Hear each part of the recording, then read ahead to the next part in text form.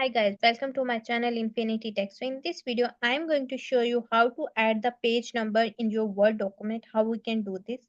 Simply we need to go to the Word file and here you can see this is my Word file but there's no number of the pages written on the specific page. So how we can do this? Simply we need to go to the insert button, click on insert and here you can see this is the page number. Click on this, there's a drop down button we need to click and there are different type of options like we need a page number at the top, bottom and specific margin. So I need a page number at the top and here you can see there's also the option like I need a side, I need in the middle, I need in the left side, I also need in with the page number. So you can do according to your requirement. I simply need the plain text in the side button. Here you can see our number is added in the header part.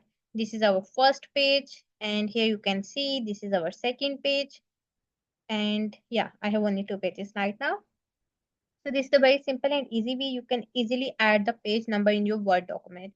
To get more informative videos like this, just follow my channel Infinity Tech. Bye.